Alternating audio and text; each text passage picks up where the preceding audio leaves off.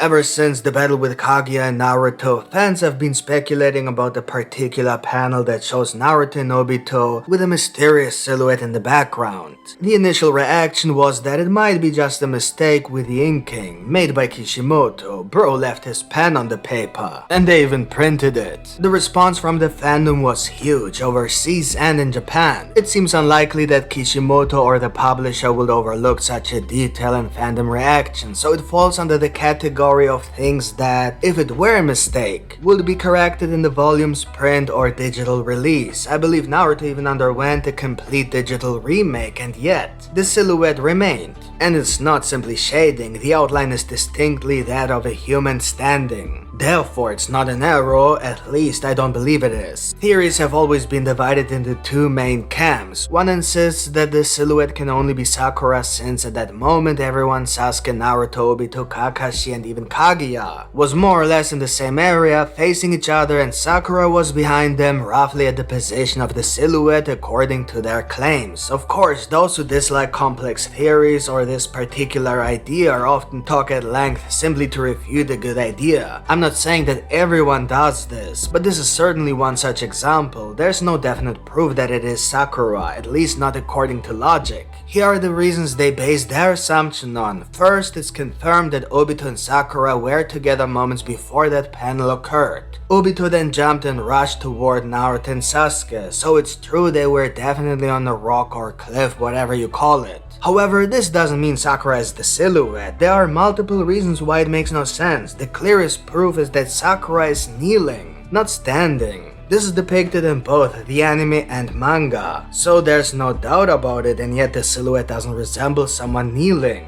If the silhouette is indeed a person, they are clearly standing. We can see two legs, two arms, a head, and the proportions are correct for a human figure. What's more intriguing is that the posture matches how Boruto stands after the time skip. He has a very distinctive stance, somewhat like a model, slightly to the side with uneven weight distribution. He's also often seen holding a sword, ready to strike at enemies. This stance matches what we see in the silhouette. If you were to cut out Boruto, adjust the size and create a silhouette, it would look remarkably similar. And the text even describes perfectly Boruto's fate, hated by both ally and foe. No family or friends, he's all alone with no legacy, because he was erased from history. Furthermore, while it's true that she was on something like a rock, we can see that she was not on the highest point or near the position of the silhouette. From this panel and or screen cap, it is evident that she is slightly above Naruto and the others. Yet it is also clear she isn't at the highest level. There are a few rocks above her. Looking at the original panel, there's indeed one rock layer just below the silhouette.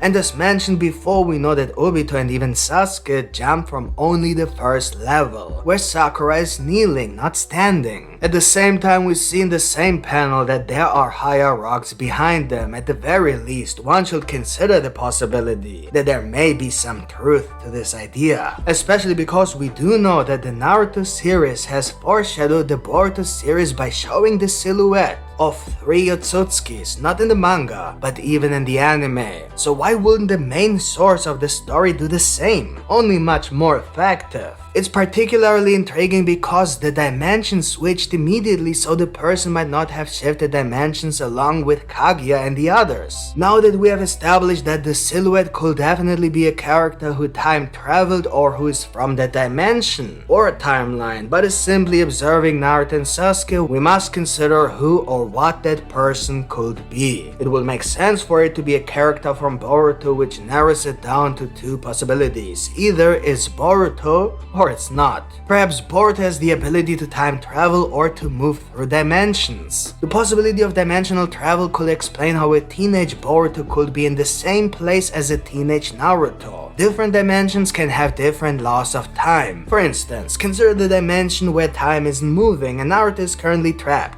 In theory, if someone from the future visited that dimension, they could interact with Kawaki from the past because time is non-existent there. However, since nothing was mentioned about how this dimension works in this regard, it's possible that the rules I have described may not apply. But this doesn't mean that there aren't dimensions completely separate from concepts like past, present, and future. Maybe that place was one such dimension and Bortuo was there for some reason. There are many possible reasons for this presence.